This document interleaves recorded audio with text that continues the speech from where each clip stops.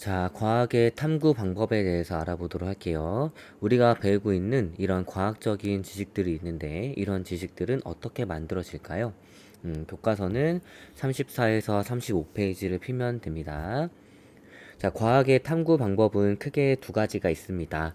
하나는 귀납적 탐구 방법, 또 하나는 연역적 탐구 방법이 있어요. 자, 귀납적 탐구 방법은 무엇이냐면 자연 현상을 관찰하여 얻은 자료를 종합하고 분석한 후에 일반적인 원리나 법칙을 도출해내는 탐구 방법을 귀납적 탐구 방법이라고 합니다. 자, 귀납적 탐구 방법의 대표적인 예시는 가젤의 뜀뛰기 행동인데, 요 링크 타고 가게 되면 가젤이 어떻게 뜀뛰기 하는지 알게 될 거예요. 요거 선생님이 유튜브 댓글로 남겨주도록 할게요. 귀납적 탐구 방법의 과정입니다. 첫 번째, 가젤 영양의 뜀뛰기 행동을 하는 것을 관찰하였습니다. 그래서 어떤 상황에서 관찰했죠. 어떤 상황에서 뜀뛰기 행동이 나타나는지 관찰하기로 하였습니다.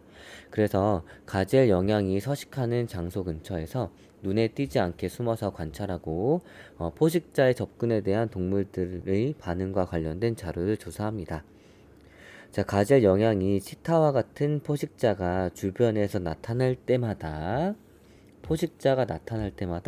뜀뛰기 행동을 하는 것을 보았습니다. 자, 그래서 어떤 결론을 내렸냐면 가젤 영양은 포식자가 주변에 나타나면 뜀뛰기 행동을 한다라고 결론을 내렸습니다. 자, 이런 식으로 관찰을 통해서 일반적인 법칙을 도출해내는 게 바로 귀납적 탐구 방법이에요. 관찰해서 결론을 도출해냈죠. 자, 이거를 이제 용어를 쓰면서 한번 알아보도록 할게요. 가젤 영양이 뜀뛰기 행동을 하는 것을 관찰하였습니다. 자연현상을 관찰을 했어요. 그 다음에 2번처럼 관찰 주제를 선정을 했죠. 그 다음에 3번처럼 관찰 방법과 절차를 고안을 합니다. 그 다음에 4번처럼 관찰을 수행하게 돼요. 그 다음에 5번처럼 관찰을 수행한 후에 관찰 결과를 해석을 하고 결론을 도출하게 됩니다. 자, 이게 바로 귀납적 탐구 방법의 과정입니다. 자연현상을 관찰하고 관찰 주제를 설정을 하고 관찰 방법과 절차를 고안합니다. 그 다음에 관찰을 수행하고 관찰의 결과를 해석한 다음에 결론을 도출해내는 거예요.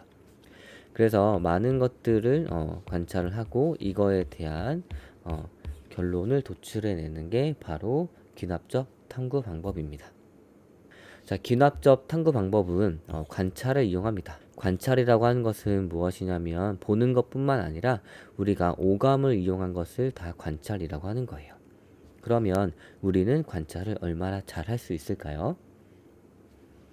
요 링크도 유튜브 댓글로 남겨둘 테니까 한번 보면 우리가 관찰을 진짜 잘하는 게 아니구나 라고 느낄 수 있을 겁니다.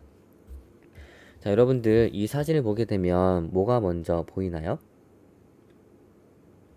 그냥 여기 풍경이 보이는 사람도 있을 거고, 그 다음에 여기 이렇게 연인이 보이는 사람도 있을 거고, 어떤 사람은 태아가 보이는 것도 있을 거예요. 자, 태아가 어떻게 보이냐?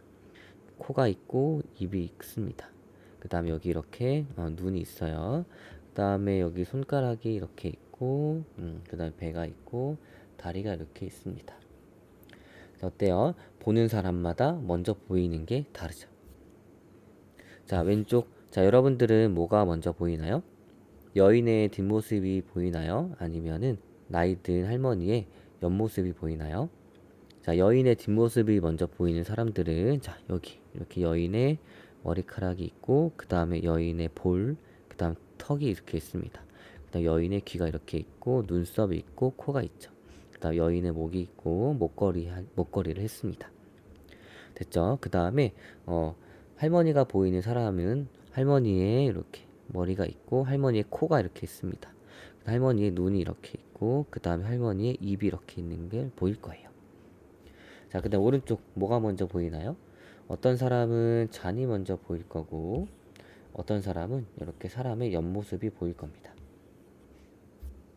그 다음에 자, 보세요. 같은 조형물이지만 어느 쪽에서 빛을 쏘냐에 따라서 다른 모습이 나타나게 되죠. 자, 어때요? 관찰할 때 같은 장면을 보지만 보는 것은 다 다르죠. 자, 그래서 우리가 기납적 탐구 방법 과정 자체를 아는 것도 중요하지만 여기에서 우리가 배울 수 있는 교훈은 무엇이냐면 관찰할 때 내가 보는 것만 옳다고 생각하면 안 됩니다. 상대방이 보는 것도 옳다고 생각을 해줘야 돼요. 그래서 이런 교훈을 얻을 수가 있습니다. 자, 그럼 귀납적 탐구 방법은 언제 쓰느냐? 실험을 통해 검증하기 어려운 주제를 탐구하는 방법입니다. 그래서 가설 설정 단계가 없어요. 그 다음에 귀납적 탐구 방법을 통한 과학적 발견의 예시는 무엇이 있냐면 세포설, 다윈의 진화설, 그 다음에 DNA 구조의 발견, 생물의 대멸종을 설명하는 가설입니다. 자, 이런 것들 우리가 실험을 통해서 검증할 수 있나요? 없죠. 그래서 실험을 통해 검증하기 어려운 주제를 탐구하는 방법으로 가설 설정 단계가 없는 것이 특징입니다. 자, 이제 두 번째 연역적 탐구 방법에 대해서 한번 알아보도록 할게요. 자, 연역적 탐구 방법이란 자연 현상을 관찰하면서 생긴 의문점을 해결하기 위해 가설을 세우고 이를 대조 실험을 통해 검증하는 탐구 방법입니다. 의문점을 해결하기 위해 가설을 세우고 이를 실험을 통해 검증하는 방법이에요. 그래서 연역적 탐구 방법의 과정은 다음과 같습니다. 자, 첫 번째, 관찰을 통해서 문제를 인식을 합니다. 그 다음에 이 관찰되어 생긴 문제에 대한 가짜 답을 내려요. 이 문제가 생긴 이유는 뭐뭐일 것이다.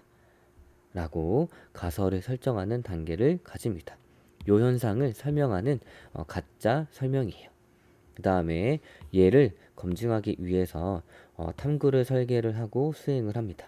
그 다음에 여기에서 나온 자료들을 해석하고, 자, 만약에 이 자료를 해석해서 가설이 옳으면 여기에 대해서 결론을 도출하고 일반화를 시키면 되는데, 만약에 가설이 옳지 않아요. 그러면 다시 새로운 가설을 설정해서 이 과정을 거치게 됩니다. 자, 그럼 교과서 35페이지를 보면서 이 과정들을 실제로 연구한 거에 적용을 시켜보도록 할게요. 자, 연역적 탐구 방법의 대표적인 예인 파스테르의 탄저병 백신 연구입니다. 자, 볼게요. 자, 많은 양들이 탄저병으로 죽었습니다. 그러면 탄저병 백신이 탄저병 예방을 하는 효과가 있을까라는 의문을 가지게 됩니다. 그래서 관찰 및 문제 인식 단계가 요 단계입니다. 자, 의미는 무엇이냐면 자연 현상이나 사물의 관찰 과정에서 의문을 갖게 되는 단계입니다. 탄저병은 무엇이냐면 양소, 염소와 같이 풀을 뜯어먹고 사는 동물이 탄저균에 오염된 풀이나 사료를 먹었을 때 발생하는 전염병입니다. 자, 그러면 어떤 가설을 세울 수 있냐면 탄저병 백신은 탄저병을 예방하는 효과가 있을 것이다 라는 가설을 세울 수가 있습니다. 가설이란 무엇이냐면 자, 인식한 문제의 잠정적인 답을 가설이라고 하고 이걸 세우는 단계를 가설 설정 단계라고 해요. 그러면 이 가설이 맞는지 틀리는지에 대해서 실험을 해봐야겠죠. 자, 그래서 가설의 타당성을 검증하기 위해 실험을 설계하고 수행하는 단계가 있는데 이거는 탐구 설계 및 수행이라고 합니다. 자, 어떻게 실험을 했냐면 50마리의 건강한 양을 두 집단으로 나누어 실험을 합니다. 그래서 가 집단은 탄저병 백신을 접종한 후에 독성이 강한 탄저균을 주사를 해요. 그런데 나 집단은 독성이 강한 탄저균만 주사를 합니다. 자, 뭐가 차이가 있어요? 그렇죠. 탄저병 백신 접종의 유무만 차이가 있겠죠. 자, 그 다음에 실험을 했겠죠. 그래서 자료를 해석을 합니다. 실험 결과에서 얻은 자료를 분석하여 경향성과 규칙성을 알아내는 단계인데 탄저병 백신 주사를 맞은 양들은 모두 건강했고 탄저병 백신 주사를 맞지 않은 양들은 대부분 죽었습니다. 가 집단은 모두 건강했고 나 집단은 죽었습니다. 그래서 이 실험을 통해서 어떤 결론을 도출할 수 있냐면 자, 결론 도출 단계는 자, 결과를 근거로 가설을 평가하고 타당한 결론을 이끌어내는 단계입니다. 자, 이 실험을 통해서 나온 결과를 이용해가지고 자료를 해석했습니다. 이 자료 해석을 통해서 결론을 도출했는데 어떤 결론을 도출했냐면 탄저병 백신은 탄저병을 예방하는 효과가 있다라고 결론을 도출을 했어요. 자, 그 다음에 일반화는 무엇이냐면 검증된 가설로 다른 현상을 설명할 수 있는지를 확인하여 학설로 일반화하는 단계입니다. 예를 들어서 탄저병 백신은 가축이 탄저병에 걸리는 것을 예방한다 라는 일반화된 문장을 끌어내기 위해서는 위와 같은 실험을 계속 진행을 해서 같은 결론이 나와야 돼요. 그래서 일반화를 시킬 수가 있습니다. 내 생각이 맞았어. 탄저병 백신을 가축에게 접종하면 탄저병 걸리지 않아 라는 일반화를 가지게 됩니다. 자, 요 과정을 잘 기억하면 좋을 것 같아요.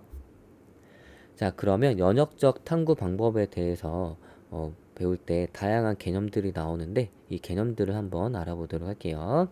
처음에 대조 실험이 있습니다. 대조 실험은 무엇이냐면 실험을 통해 얻은 대조군과 실험군입니다. 여기 빠졌네. 실험군의 결과를 비교하여 실험의 타당성을 인정받을 수 있는데 이런 것들을 대조 실험이라고 합니다. 자, 그럼 실험군과 대조군이 무엇인지 알아야겠죠. 자, 실험군은 실험 조건을 인위적으로 변경 또는 제거한 집단이고, 대조군은 무엇이냐면 실험군과 비교되는 기준으로 실험 조건을 변경하거나 제거하지 않은 집단입니다. 아까 그 전에 있었던 그 백신 사례를 보게 되면, 자, 실험 조건은 뭐예요? 백신의 유무이죠. 이런 것들을 조작 변인이라고 합니다. 자, 대조군은 어때요? 백신을 맞히지 않은 양의 집단이 되겠죠. 자, 실험군은 백신을 맞힌 양의 집단이 될 거고. 자, 그럼 이제 변인 통제에 대해서 알아보도록 하겠습니다. 자, 일단 변인 통제는 뭐냐면 변인을 통제를 해준다는 얘기인데, 변인은 무엇이냐면 실험 결과에 영향을 주거나 실험에서 영향을 받을 수 있는 요인들을 모두 얘기합니다. 이 변이는 크게 두 가지로 나누어져요. 하나는 독립변인과 종속변인으로 나누어집니다. 독립변인은 조작변인과 통제변인으로 나누어져요. 그럼 얘네들이 어떤 개념들인지 알아보도록 하겠습니다. 자, 일단 독립변인은 무엇이냐면 실험 결과에 영향을 주는 요인들을 모두 다 독립변인이라고 하는 거예요. 자, 독립변인이 조작변인과 통제변인으로 나누어진다고 했죠. 자, 조작변인은 무엇이냐면 내가 마음대로 조작을 한 거예요. 가설 검증을 위해 의도적으로 변화시키는 요인이 바로 조작변인입니다. 아까 그 백신을 접종했냐 안 했냐 이거죠. 그래서 백신을 접종한 게 조작변인이 되는 거예요.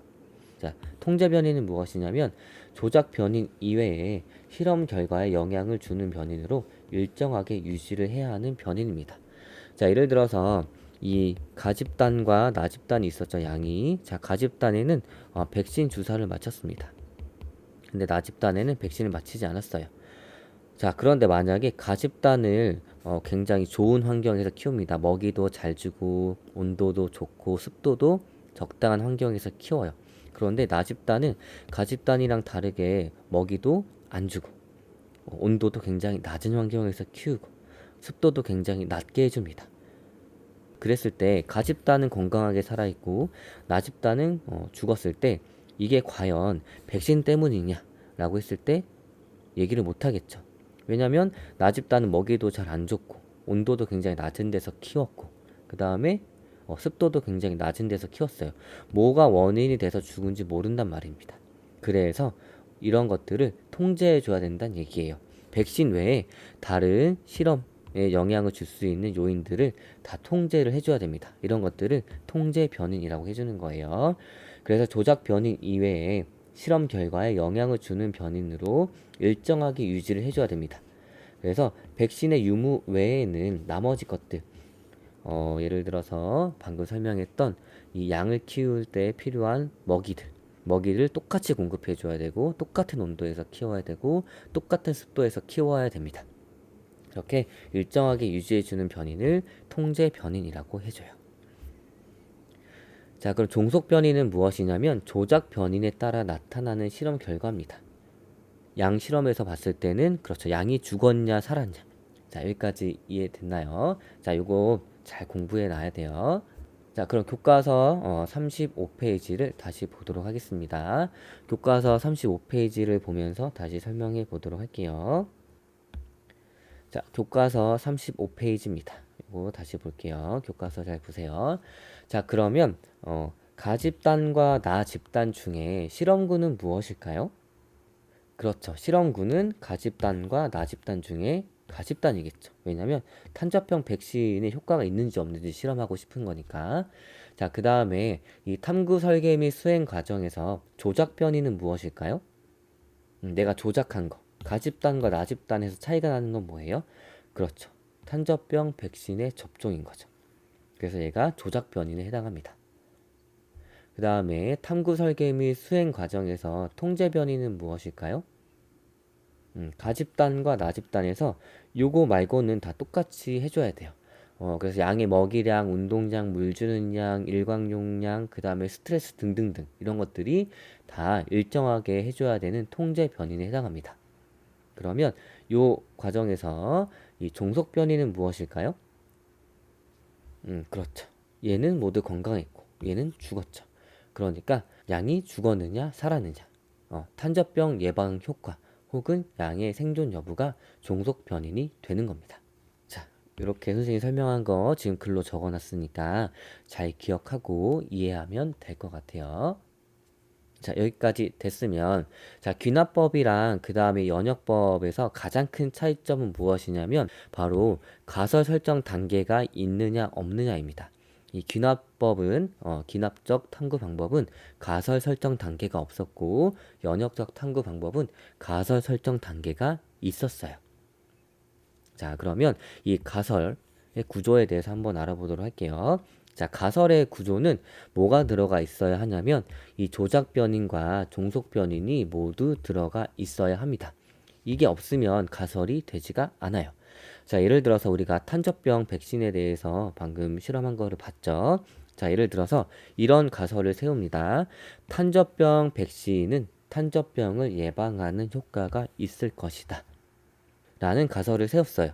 그러면 여기서의 조작 변이는 뭐냐면 탄저병 백신을 놓았느냐 안 놓았느냐죠. 그러니까 탄저병 백신이라는 조작 변이이 꼭 들어가 있고, 그 다음에 종속 변이는 뭐예요? 양의 생존 여부나 아니면은 탄저병을 예방하는 효과죠.